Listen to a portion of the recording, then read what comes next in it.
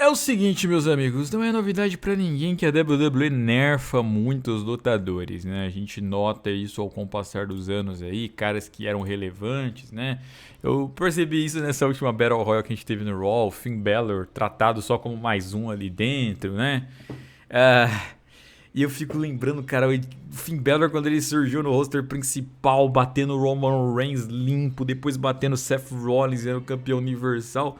Tudo bem que depois da lesão que ele teve, ele nunca mais voltou nesse patamar. Só que ainda assim ele era um cara relevante dentro do midcard, né? Ele era um cara ali que constantemente levava perigo ali e que o pessoal imaginava que em algum momento voltaria ao título mundial mais alguma vez.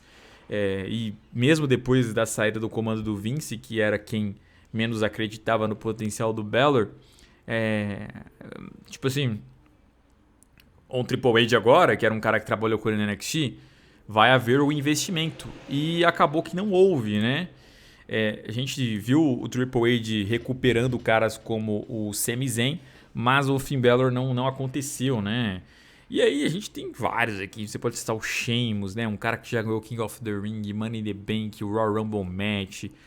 Teve títulos mundiais no seu currículo. Inclusive já ganhou um deles em WrestleMania.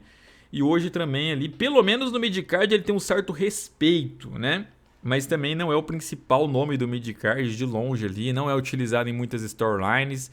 É ali um cara que só corre por fora, né? O AJ Styles, que agora ganhou o título de tags, é um também que a WWE mal utiliza ele e todo o potencial do AJ Styles que ele tem. E já não é de agora, já há alguns anos, né? Já há alguns anos. Ou não usa ele, ou quando usa é pra coisas menores, assim e tal. E aí eu não falo nem só de resultados, nem só de vencer títulos, mas de ter uma relevância mesmo pra companhia, sabe?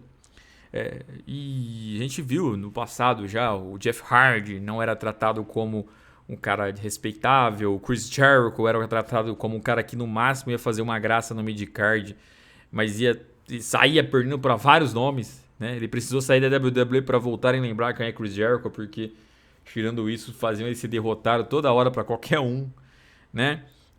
E nerfado, para quem não sabe, é quando é um cara que já foi muito, mas muito bem elevado, né? Já esteve lá no topo.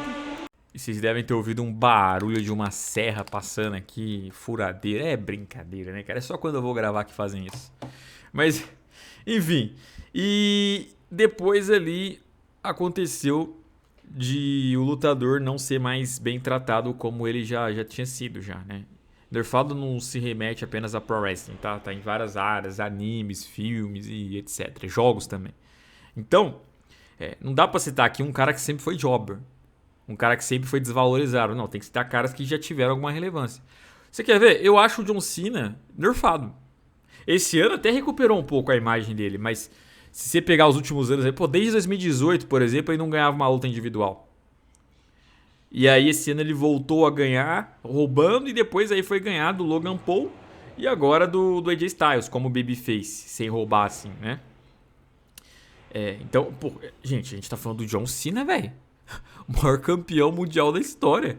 Um dos caras que era extremamente over. É difícil bater o John Cena até roubando. E aí o cara do nada se torna esse panguão. Eu entendo que os veteranos eles têm que dar a oportunidade para os mais jovens, levar eles, mas eu acho que alguns momentos exagera. Em alguns momentos fica parecendo que esses caras não são nada, nunca foram nada, né? Então, fora a velocidade também, né? Sei lá, o cara tem 5 anos de carreira ali relevante e já tem que ficar elevando já na sequência, não dá mais. Às vezes menos que isso, né? Às vezes menos que isso. Então, é triste, assim. É triste você observar carreiras aí gloriosas que hoje em dia são meio que destratadas no roster. Eu entendo que tem um outro cara ali que, pô, já que você quer ficar tanto tempo trabalhando com pro wrestling, a gente não consegue manter você relevante aqui com o roster do tamanho que está. Você é um cara veterano, a gente tem que pensar no futuro, então você quer continuar aqui? Beleza, mas continue sabendo que apesar do seu bom salário, conquistas para você, planos aí de storylines para você vão ser menores. Aí o cara às vezes topa, mas pô, quando você vê isso sendo quase que uma regra, tá ligado? Pô, se você não viralizou de 2022 em diante, você não é ninguém aqui. É quase isso hoje. Já parou pra pensar? Você já abriu o roster da WWE hoje em dia? Quer ver? Eu vou abrir agora com vocês.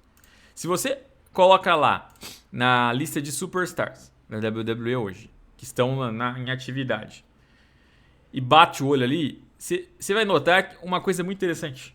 Os mais bem utilizados aí nas histórias, ou seja, que pelo menos estão envolvidos em alguns planos, são caras que vieram a crescer em 2022 em diante. Ou porque retornaram, ou porque vieram do NXT, ou porque do nada, tipo no caso do Jey Uso, começou aí uma viralização em torno dele e foi o que foi. Pode olhar no roster. Olha aí, tenta pegar alguém de 2022. Você tinha o quê? O Roman, o Rollins, o Sami Zayn, por exemplo, é um que dá pra colocar nesse grupo dos 2022 pra cá, porque até 2022 ali estavam tratando ele como um jobber. Ele tinha acabado de ser esquachado pelo Johnny Knoxville. E aí, graças ao trabalho dele na Bloodline, virou uma outra pessoa e o Triple H resgatou ele. Então ele é um efeito lá. O Cody Rhodes retornou, é um efeito de 2022. Damian Priest, efeito de 2022. Aquela aliança lá com o Edge, depois seguida de uma heel turn dele pra cima do Edge ali e virar campeão mundial, Mr. Money in the Bank, etc. Logan Paul, 2022. Pode listar aí. Talvez a divisão feminina um pouco mais dividido, mas o resto são nomes viralizados de 2022 pra frente. Abre o roster hoje da WWE e você vai conferir isso. Os nomes mais bem utilizados são esses caras, tá ligado? E aí, beleza, você pode gostar aí de um ou outro dessa nova safra. Eu gosto, por exemplo, do Zen, que eu já citei aqui. Acho bem legal. O Braun Breaker também acho que tem bastante potencial. Mas é aquilo que eu fui falando, pô, nossa, eu estaria mais feliz provavelmente com outros lutadores aí já de passados, assim, tendo essa valorização ainda, né, se mantendo relevantes. Ou pelo menos que eles tivessem ainda um pouco de respeito, né, que para derrotá-los ainda fosse um sacrifício, né, que eles lutassem talvez com menos frequência, mas quando lutassem ou vencessem ou o adversário tivesse que suar demais aí para conseguir superá-los, né. Mas eu não vejo isso, eu vejo qualquer Zé Ninguém ali envolvido em qualquer tipo de storyline conseguindo ganhar do cara, nem que seja roubando ali com alguma trapaça, mas conseguindo passar a perna nele, né? E, enfim, mas bom, dizem que faz parte, né? Eu, desde o tempo que assisti a WWE, eu vi sim renovações acontecerem, mas foram de maneiras diferentes, assim. Eu não sei, é porque também tá vindo uma sequência de caras parando, né? Tipo assim, desde o Undertaker em diante, ali com o Triple H, depois agora John Cena, o Edge voltou, já foi embora, o Chris Jericho vazou, sabe? Tá meio que sendo tudo numa mesma época também. Talvez isso contribua para essa sensação, né? O Rey Mysterio já falou que em breve tá parando, o Orton talvez fique um pouquinho mais entre essa galera aí. O Lesnar parecia que tinha ido, deu uma voltada, mas também assim, dane-se Brock Lesnar, né? Mas é isso. Nerfadas e nerfadas. E alguns eu nem, vou ser sincero, alguns eu nem tenho simpatia, sabe? Eu não fico mal porque o Finn Balor foi nerfado, mas que ele foi nerfado, ele foi. Que ele poderia estar melhor, poderia. Eu tenho que ser justo aqui, mesmo não sendo e nunca tendo sido grande entusiasta do Finn Balor, né? Mas temos que ser justos, né? Temos que ser justos.